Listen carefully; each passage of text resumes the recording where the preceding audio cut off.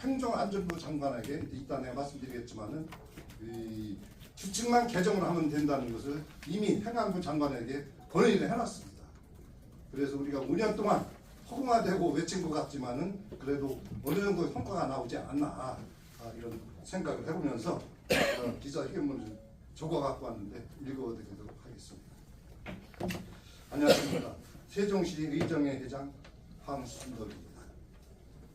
존경하는 세종 시민 여러분 그리고 언론인과 내외 기빈 여러분, 오늘 저는 세종시 의정회 회장으로서 그리고 한 명의 세종 시민으로서 참으로 무거운 마음으로 이 자리에 섰습니다. 세종시는 국가 균형 발전과 행정 수도 완성을 위해 태어난 도시입니다.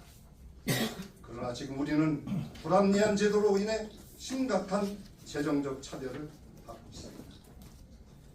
현행 지방교부세 산정 방식은 세종시가 단층제 광역자치단체로서 광역사무와 기초사무를 모두 수행하고 또한 광역시세와 자치구세를 전부 납부하고 있음에도 불구하고 기초사무 수행분 보통교부세는 전혀 교부를 받지 못하고 있는 실정입니다.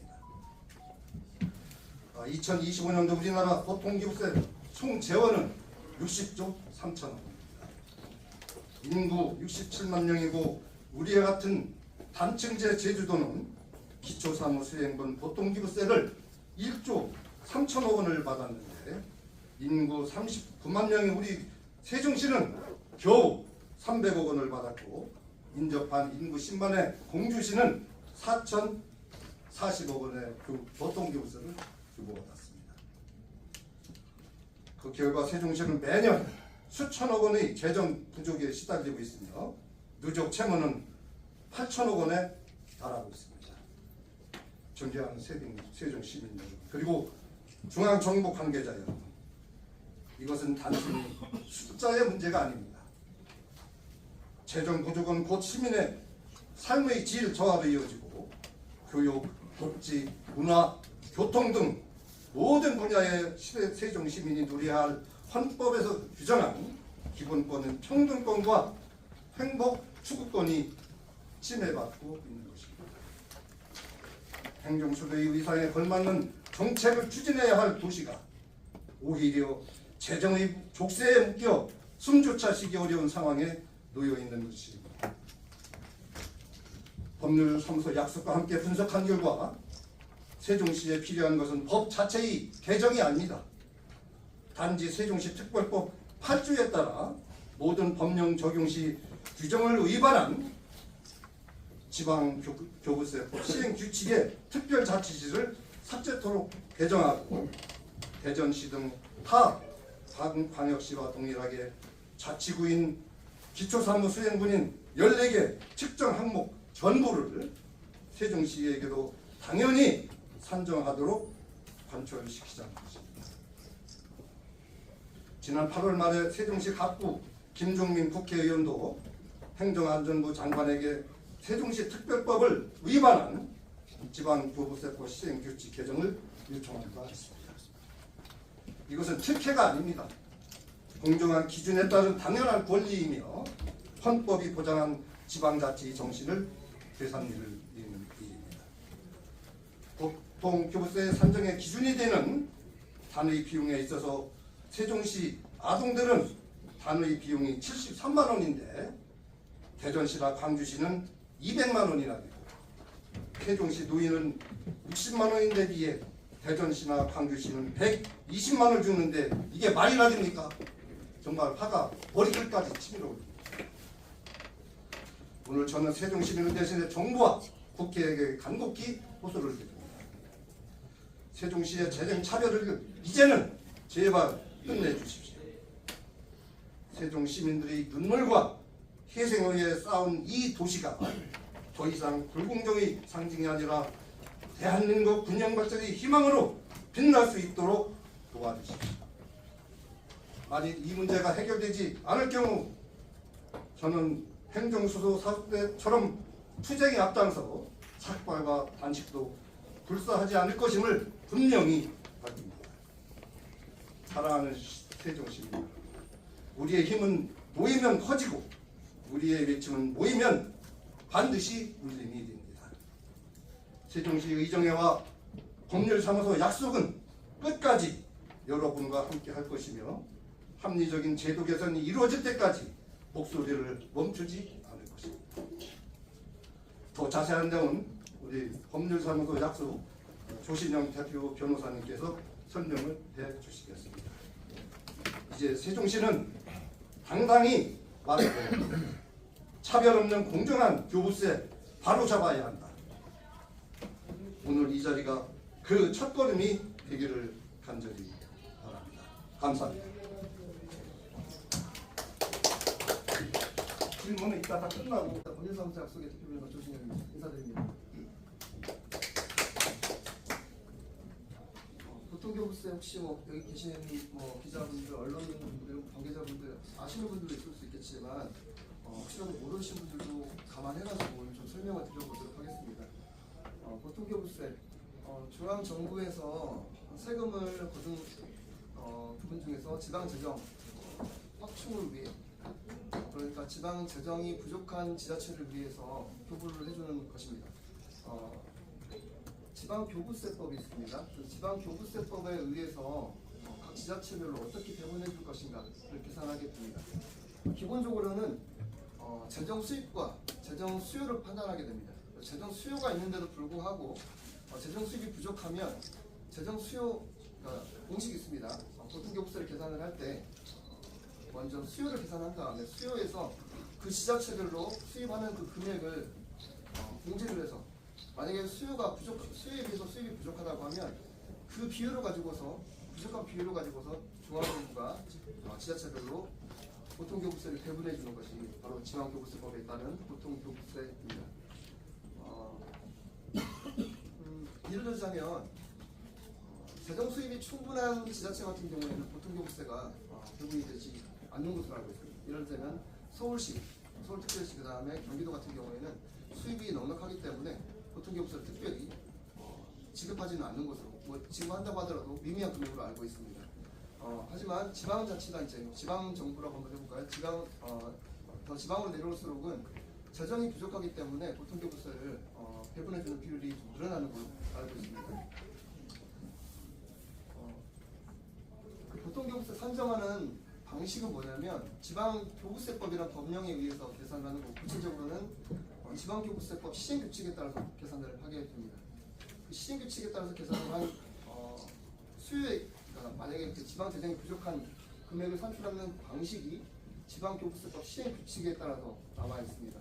하지만 행정안전부가, 행정안전부 장관, 또는 행정안전부가 지방교부세법 시행규칙에 따라서 산정을 하다 보니까 세종시 같은 경우에는 불합리한 부분들이 있고, 그것이 구체적으로는 세종시법에 위반된다라는 그런 결론을 한번 내어보았습니다. 2025년도 보통교부세 산정 내역입니다. 행정안전부에서 산정을 한 내역이고요. 이것은 작년에, 그러니까 2024년도에 예산과 수요일 같은 것들을 감안해가지고 전에는 이미 계산을 해서 2025년도에 배분하는 그런 방식입니다. 2025년도 보면 참고적으로 봐보시고요. 이것이 개선이 돼야만, 그러니까 이 25년도 내용에 있어서 어떤 문제점을 파악을 해야만 2026년도에는 세종시에 대한 보통교부세가 개선될 수 있다 생각합니다. 그래서 이 부분 한번 봐보겠습니다. 세부 내용 한번 봐보겠습니다. 구체적인 금액이 있습니다. 금액을 한번 봐보도록 하겠습니다. 저희가 사전에 저희 사무실에서 프린트려온 자료가 있는데 제가 많이 준비를 못 해가지고 그 자료 봐보시면 될 것 같고, 2025년 보통교부세 산정 의역입니다. 글씨가 작긴 하지만 그냥 제가 말로 설명드려도 충분할 것 같습니다. 말씀드렸던 것처럼 보통교부세라는 것은 산정 내역 중에서 보통교부세 제 부분쯤에 이 금액이 구체적으로 산출되어 있습니다. 여기 보시면 세종특별자치시가 여기 나와 있는데, 세종특별자치시는 단위가 100만 원이고요. 단위 100만 원이라고 말씀을 드리자면 1,100억가량 됩니다. 그리고 다른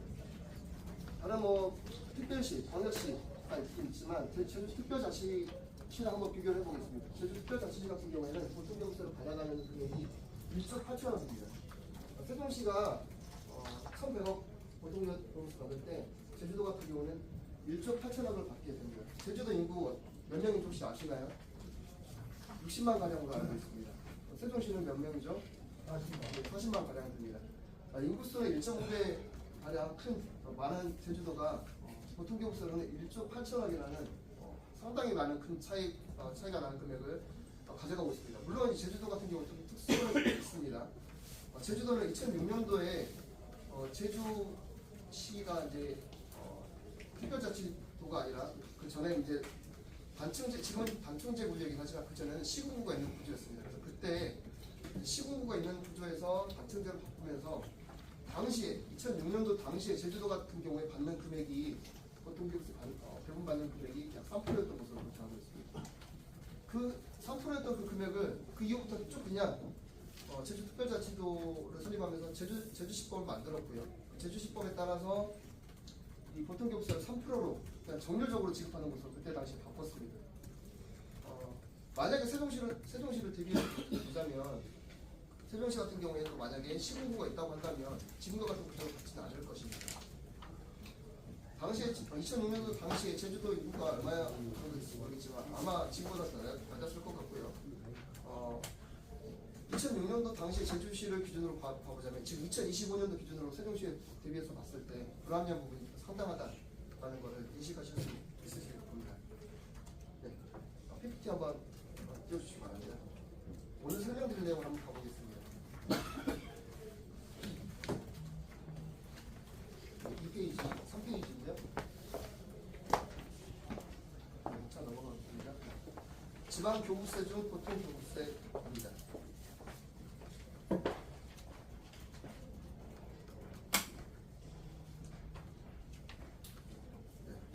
지역 간 세수 불균형 조정을 위해 모든 지자체가 기본적인 행정 서비스 다시 말씀드리겠습니다. 지역 간 세수 불균형을 조정해 모든 지방자치단체가 기본적인 행정 서비스를 제공받을 수 있도록 국가가 재원을 지원하는 그런 취지입니다. 지방교부세법 제4조에 따라서 교부세 재원, 이 내국세 등이라는 것을 알 수가 있고요. 그것을 따라서 지자체별로 배분을 한 금액이 비율대로 배분을 한 금액이 지방교부세법에 따른 보통교부세입니다.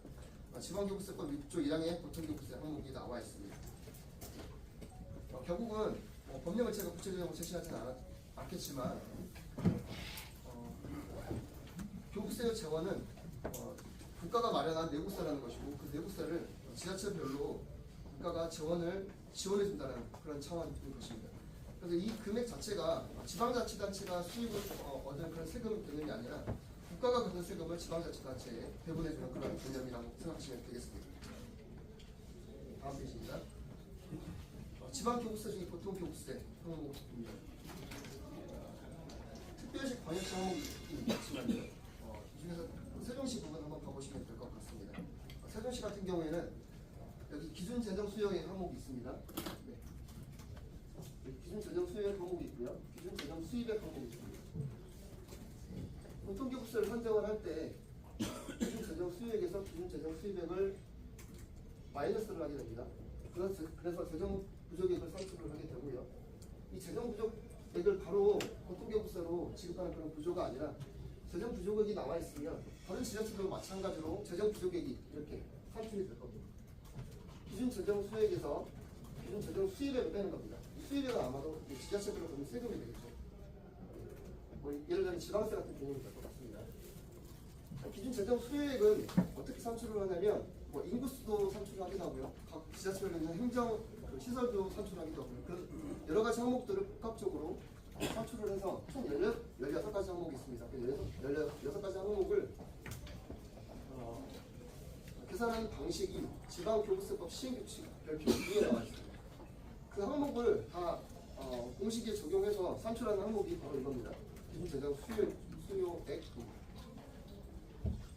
수요액에서 수입액을 뺀 금액이 이제 재정 부족액이 되겠죠. 재정 부족액이 나오면 이 금액을 바로 보통교부세로 산출하는 것이 아니라 각 지자체별로 예를 들면 인근에 있는 공주시, 아니면 청주시, 논산시 이런 다른 지자체, 시도이든 시군구도 아마 부족한 재정 부족이 나올 겁니다.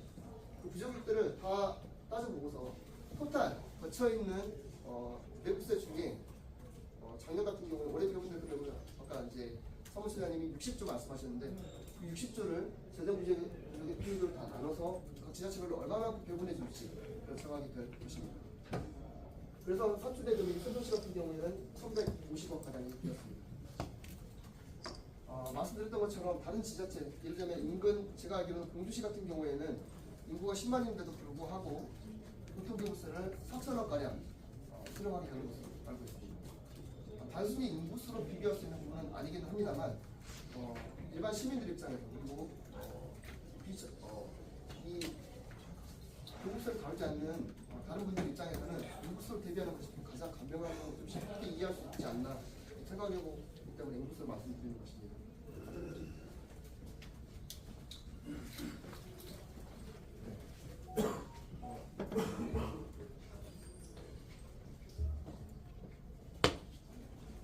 자, 보통교부세 산정 업무 흐름도를 한번 봐보겠습니다.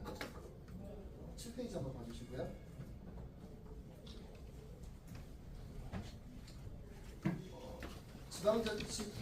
지방교부세법 시행규칙 별표 2에 나와 있는 그 부분을 어떻게 산정을 하는지 아까 처음에 말씀드렸던 기준 재정 수요액이라는 게 있습니다. 기준 재정 수요액에서 기준 재정 수입액을 뺀다고 했는데 지금 제가 설명드릴 부분은 기준 재정 수요액을 어떻게 산출하는지를 설명을 드려보겠습니다. 이거는 제가 임의로 이렇게 흐름들을 말씀드리는 것이 아니라 지방교부세법 시행규칙 별표 2에 나와 있는 방법 그대로 한번 따라가 보겠습니다. 말씀드리겠습니다. 보통교부세라는 것을 국가가 행정안전부가 지방자치별로 어떻게 배분해 줄지 산정을 하게 됩니다. 보통교부세를 어떻게 산정을 하는 것이냐? 네, 여기 보통교부세 산정은 말씀드렸던 것처럼 기준재정 수요액에서 기준재정 수입액을 빼게 됩니다. 어디에 나와 있느냐? 지방교부세법 4조에 나와 있습니다.